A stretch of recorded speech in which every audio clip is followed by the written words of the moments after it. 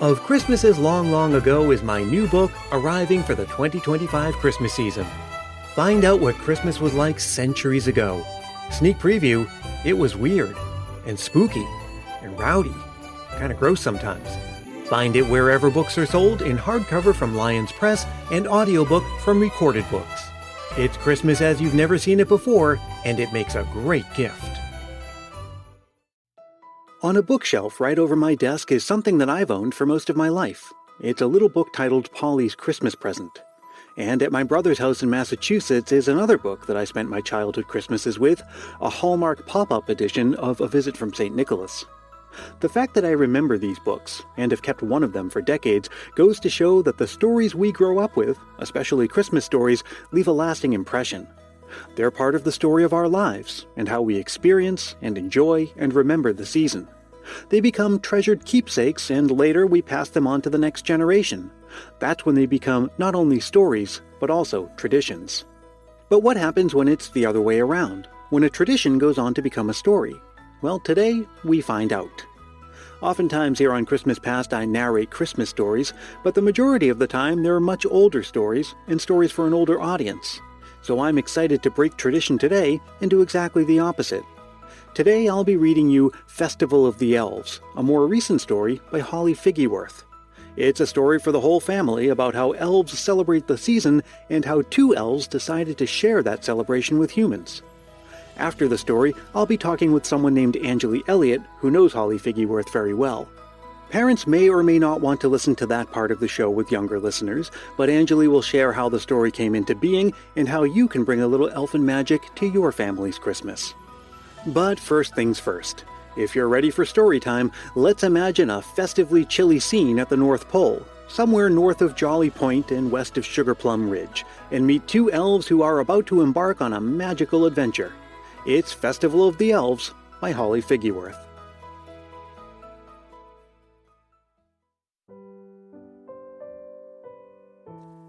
Why are there four little elf feet sticking out of the snow, you might ask? Well, one pair of boots belongs to my brother Noel. The other pair are mine, Holly. This was how our Festival of Elves adventure started on that twinkly, swirly, snowy night. But before I can tell you that tale, I must first tell you about our grandpa, Norris Figgyworth. Grandpa Figgyworth is a kind-hearted and fun-loving elf. When he was young, Grandpa decided to make the month of December the most magical ever. He wanted the holiday season to be full of surprises and delights. Grandpa called his idea Festival of the Elves. Every night in December, Grandpa Figgyworth left funny little notes and sometimes trinkets for his family, friends, and neighbors. As he delivered each note, he would say with a little half-smile, a wiggle of his left eyebrow, and a waggle of his right ear, "The magic around you is the magic you make." Over the years, the Festival of the Elves tradition grew and grew, with elf families leaving notes and trinkets for other families all over the North Pole.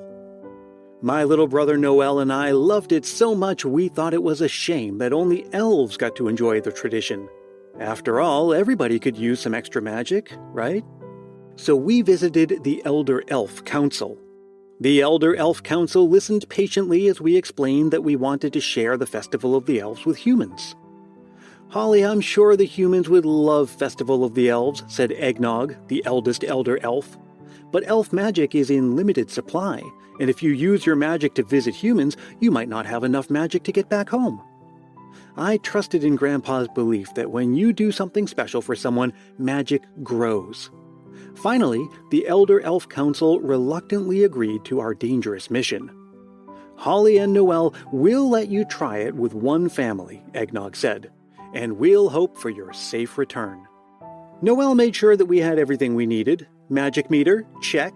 Tools? Check. Magic paper and pen? Check. Tiny dust?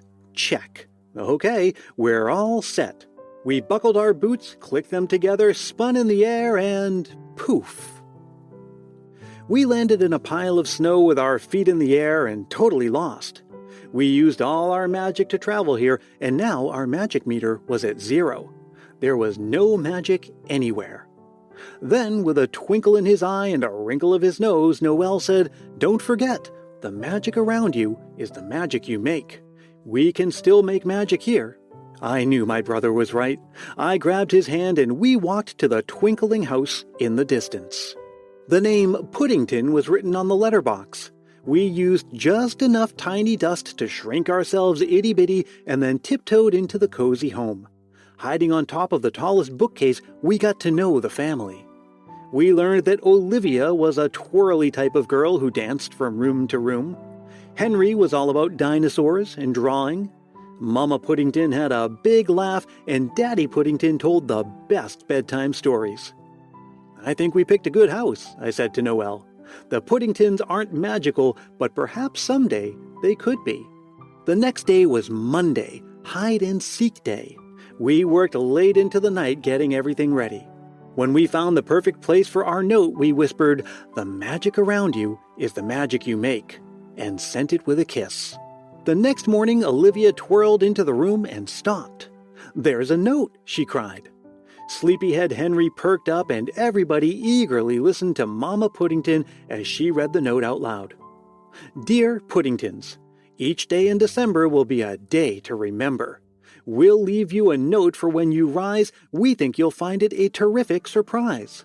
Now let's play a game called hide and seek. Hopefully you haven't taken a peek. We've hidden a trinket for you all to find. It's something we made and one of a kind. Keep your eyes peeled, search high and low, but here's a hint. Where do the cards go?" So everyone, let's start the fun. Now count it down, 3, 2, 1, run! Happy Festival of the Elves, Holly and Noelle. Olivia and Henry dashed off looking from room to room. Then Olivia said, "I know where it is, the hall." She had guessed right. Our handsome nutcracker was snuggled amongst the cards. As Noelle and I watched, we felt a bit more magical and joyous. The needle on our magic meter barely budged, but that did not stop us from making the Festival of the Elves fun for the Puddingtons. Next, we left Noelle's Silly Day note. "Dear Puddingtons, did you know elves love to be silly? Today is Silly Day. Put your right hand on top of your head and your left hand on your tummy, and while you rub them, say one of these 3 times fast. Nutty Nutcracker Ned nibbled nuts nimbly. Dashing Dancer danced divinely during dinner. Silly Sammy Snowman sang seasonal songs so sweetly. Good luck. Happy Festival of the Elves, Noelle and Holly." The Puddingtons practiced being silly that morning and later that night. So did Noelle and I. Day after day, for 24 days, we left the Puddington notes. Wednesday was Treat Day, Thursday was Art Day, Friday was Riddle Day, Saturday was Song and Dance Day. We ended each week with Gratitude Day, my favorite, on Sunday. Dear Puddingtons, today is Gratitude Day. Hip hip hooray! It's time to reflect on those blessings you've got, like each one in your family who loves you a lot, like cozy warm nights and a bright shining sun, and playing with friends and just having fun, like sharing sweet treats to celebrate all of the things that make life so great. Happy Festival of the Elves, Holly and Noelle. And just when we thought we couldn't possibly be cheerier, we saw something amazing. Olivia and Henry decided to make magic for their own friends and wrote a Festival of the Elves note. I started to feel a tingle. It started in my toes and then spread to my ankles, knees, belly button, all the way up to the tips of my ears. Magic! The Puddingtons were making magic. Our magic meter vibrated and the dial went crazy. We started to float up and up and up, feeling all the merriment around us. Our boots spun us around and then, poof, we were home. For many years afterward, we left notes and trinkets for the Puddington, and it warmed our hearts to see them bring our elf tradition to their friends and family. These days, many of our friends have joined us to spread a little bit of magic around the world. As our Grandpa Figgyworth loves to say, the magic around you is the magic you make. It happens when you give more than you take. It grows and swirls all around, just like the snow that never touches the ground. And before you know it, you're lost in its bliss, and it all starts with a note sent with a kiss. So remember, my friend, as long as you try, the magic around you will launch your heart to the sky. Happy Festival of the Elves.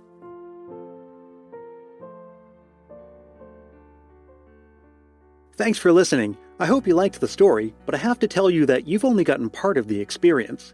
That's because I was reading it to you from the beautifully illustrated book, complete with a map of the North Pole, intricately detailed scenes, and a visual aesthetic that's somewhere between children's cartoon, Victorian Christmas, and steampunk.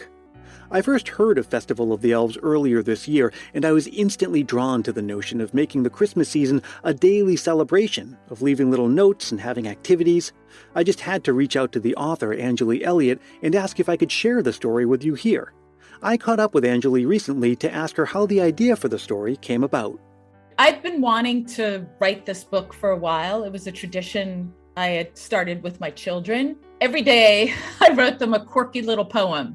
And, some days it was about a silly elf joke or about where to find a little Christmas ornament that I had hidden somewhere in the house, or just being silly with their parents. So that was the core of the tradition with my children. I didn't want it to be about getting gifts every day in December. I really wanted the quirky notes to instigate family fun. And I always wanted to make the tradition into a story.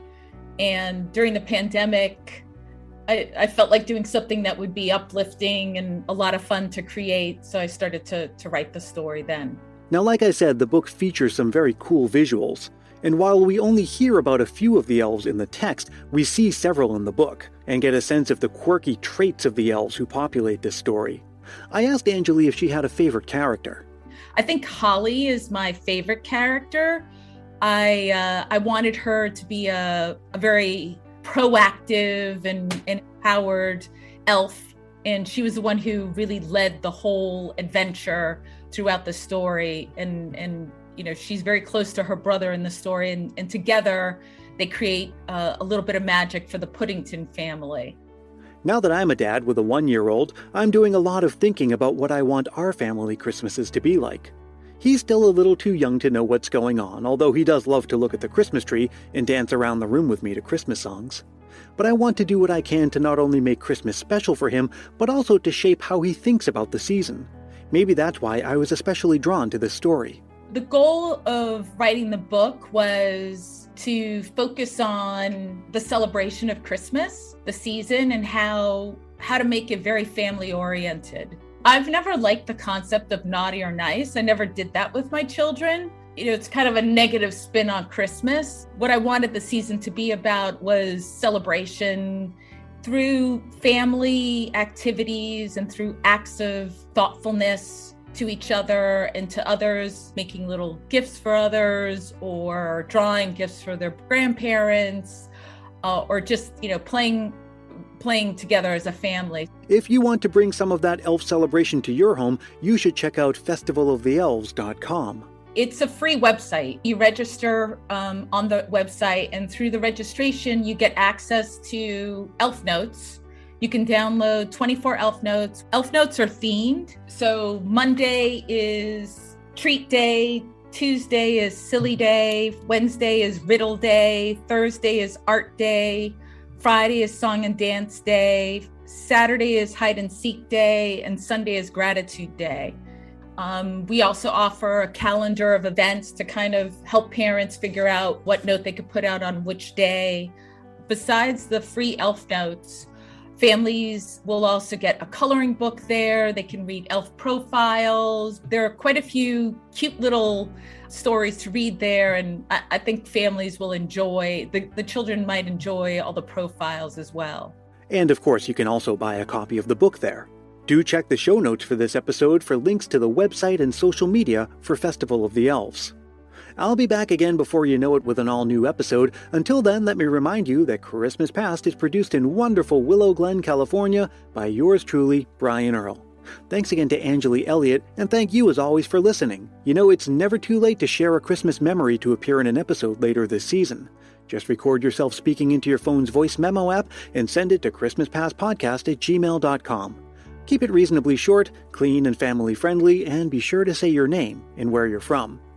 Let's stay connected all season long. You can find me on Facebook, Twitter, and Instagram, and join our private Christmas Past Facebook group if you haven't yet. And if you're really feeling the Christmas spirit, why not help more people discover the show? It's as easy as telling a friend about it or leaving a review on Apple Podcasts. If you do leave a review, I'll send you a Christmas Past sticker, and a handwritten Christmas card is my way of saying thanks. Reach out for details on that. I hope you're having a wonderful Christmas season so far, and I look forward to spending the rest of it with you. Until we meet again, may your days be merry and bright.